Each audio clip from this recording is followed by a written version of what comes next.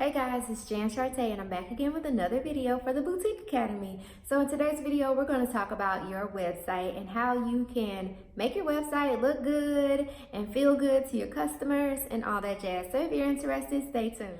Okay, so in this video, we're not going to be talking about building your website, but we're going to talk about more so maintaining your website and growing your website and things of that nature. So my first tip is to install Facebook Pixels. Install a Facebook Pixel. It is free. It's a tool provided by Facebook which will track your customers' activity while they are on your page. So some of the things that it will track for you is when a person looks at a particular piece of content on your website. It looks at when a person adds a item to their cart, if they initiate a checkout and things of that nature. And so this particular data is really useful because a lot of you guys I know want to run ads, or maybe you are already running ads for your business. So it records all of this data and you can use that data in order to target or retarget those people who have visited your site and maybe they didn't make a purchase, but they initiated a checkout, or maybe you are wanting to place an ad out there for a particular item. So you can target people who have looked at a particular item or a particular page on your website and things of that nature. So it's a really helpful tool. It's completely free. There are instructions for how to install the Pixel dependent on whichever platform you are using for your website. You can find that on Facebook's website, or through their Facebook blueprint or any of that nature, or just type into Google Facebook Pixel and you'll see instructions for how to install it. It's super easy. I've done it on 3 websites now. So that's my first tip. Install the Facebook Pixel. Even if you don't plan on running ads, it's really helpful to see how people are interacting with your website. Maybe they are only looking at one particular piece of content and they're not making it to the checkout, or maybe they're adding things to their cart but they're not initiating the checkout, or maybe they're initiating the checkout but they're not finishing the checkout. So just being able to see all of this different data helps you to establish areas of opportunity, or areas where you may need to make improvements or change something on your website. So first things first, install a Facebook Pixel. All right, so my second tip is to make sure that you have a beautiful home page. So your home page is the page that they are going to see as soon as they log onto your website. So after they type in your domain name into the browser, the first page that they see is your home page. You want to make sure that that home page is absolutely beautiful. Regardless of what the rest of your website looks like, if that home page is not beautiful, they're probably not going to make it very far on your website. So some of the things that you should take into consideration on your homepage is making sure that you have a clearly identifiable menu at the top or somewhere in the corner. I prefer at the top a banner of some sort that lists out your menu options, or your menu options. So you need to have a very clear and identifiable menu. You should probably have some type of header that says, either the name of your company or has your logo, a photo of some sort that's really eye-grabbing, really attention-grabbing. It's going to catch their eye and just draw them in. So definitely want to have a great header. You want to have some type of pictures. Maybe you have your new arrivals, or maybe you have a recent blog post and a new arrival, and just something that is going to make them want to click. You want to give them something that's clickable and that's going to send them to another page. You may put like your markdowns or like recent markdowns at the bottom of your page, something like that. You want to make sure that you have a footer area that has some type of like policies and procedures or whatever at the bottom. So like maybe your shipping or your return policy, your loyalty program if you have that.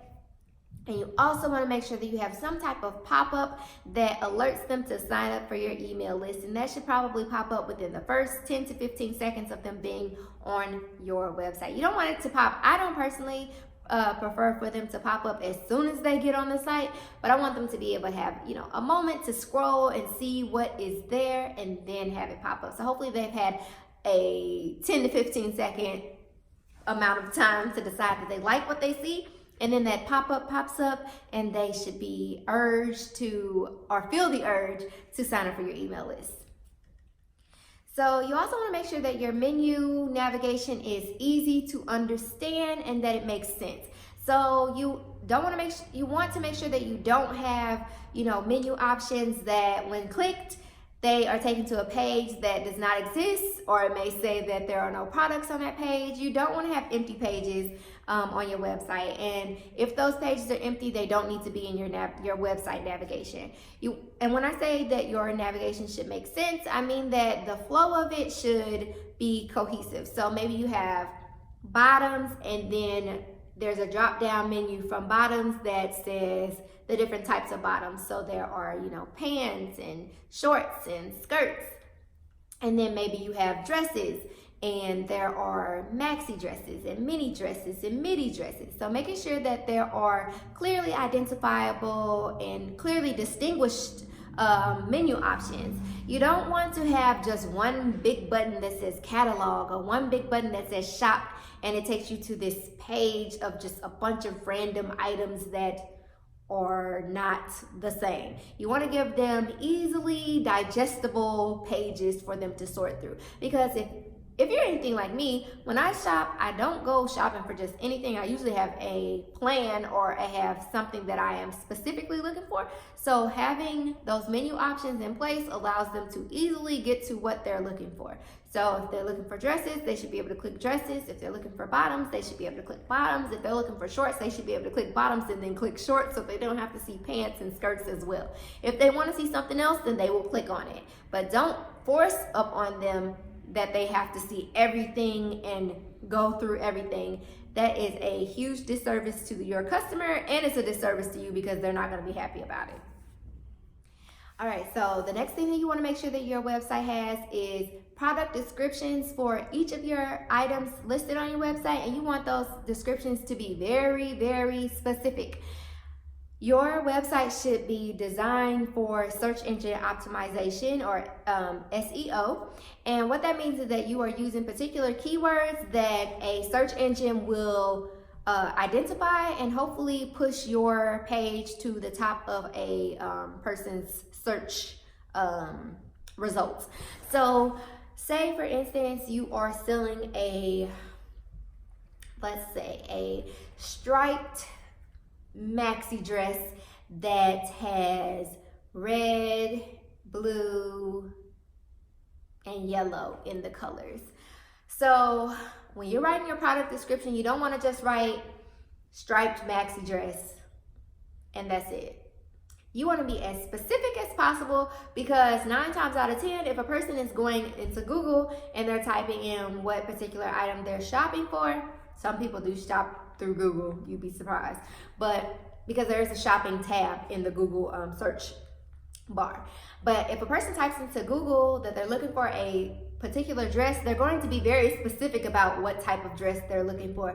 So what are the off chances that a person is looking for a striped maxi dress that is both red, blue, and yellow? If you have been very clear about the fact that you are selling a striped red, blue, and yellow maxi dress, there's a very increased chance that your dress may pop up in that person's search results. So the key here is to be very specific about what it is that you're selling, and you want to find not too many, but as many opportunities as possible for you to utilize particular keywords. Depending on what website platform you are using, there are different plugins that you can add to your website that will help you to utilize search engine optimization better. So for an example, I use WordPress for my website, and there's a plugin called Yoast SEO. And what this plugin does is it tells me if my product description or the overall page is going to be optimized for search engines. And it also tells me, like, it allows me to decide upon a keyword. So I type in a keyword into the bar, and then I start typing out my product description, and I use my keyword as many times as I can. And Yoast will tell me if I have used the keyword too many times or if I have not used it enough times. It may tell me that I am using too many words in my product description. Just a lot of different tips that will be helpful to you in regards to making sure that your product descriptions are search engine optimized. So you want to make sure that you are writing very clear product descriptions. You also want to make sure that you are giving as many details about your products as possible. So like I said, you don't want to just say I'm selling a striped maxi dress and it's red, blue, and yellow. We can see that through looking at the picture. What they cannot see is if that particular dress stretches. They can't see what material it's made of. They can't see how, or they can't predict how long it is. Like, I'm short, I'm 5 feet tall. So if I'm gonna buy a maxi dress, I need to know just how maxi it is. How long is this dress? So give them as many of those types of details as well when you're putting up your product descriptions. Another really quick tip is that you want to make sure that your website is mobile responsive. That means that your website is capable of being seen on a mobile device such as a cell phone or a tablet, but you also want to make sure that it is responsive on those platforms. And what that means is that it's going to look very similar to what it looks like on a desktop, that the pages are going to flow correctly and things of that nature. So that goes more so into the theme that you select for your website. Typically, if you're using like a Shopify or something along those lines, it's going to be it's going to be optimized for mobile devices. But if you're using any other types of platforms like a WordPress, for example, there are a ton of themes to choose from, and you want to make sure whichever theme you choose is going to be mobile responsive. You want to make sure that your website is mobile responsive because probably 90% of shoppers, that's just a estimate or a guess, and it's not an educated one, but most people are utilizing mobile devices these days in order to search for things online and shop as well. So you want to make sure that your website is easy to view on mobile devices. My last tip is to update your website regularly. So this doesn't mean that you have to, create an entirely new website, but you want to make sure that your website looks fresh. So decide upon a timeline of how often you're going to change your website. Some people change theirs daily. I'm not a daily person at all. Maybe weekly or maybe just once a month. You definitely don't want to go more than a month of your website looking exactly the same. So some of the things that you could change on your website are your header or your banner. Change it to a picture of you wearing something more recent or something more appropriate for whichever season that you're in. You also want to move your products around. You may want to change your menu options. Earlier we talked about not having empty pages. So if there is a particular page in your menu that does not have any current items on it, you want to remove that page. If you have lots of items that are currently sold out, you want to clean your website up.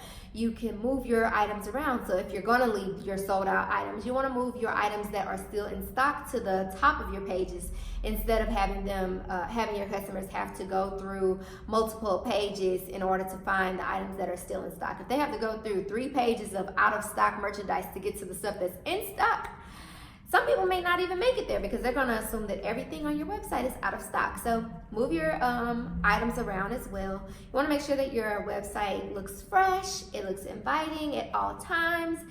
Some people may log into your website and they see that the same thing that was there a month ago or the things that they saw on your home page, for an example, a month ago are still in place. So they may feel that you might not have gotten anything new in, and that might not drive them to want to visit any of the other pages on your site. So you want to make sure that you're keeping things fresh and hot and inviting by updating your website regularly.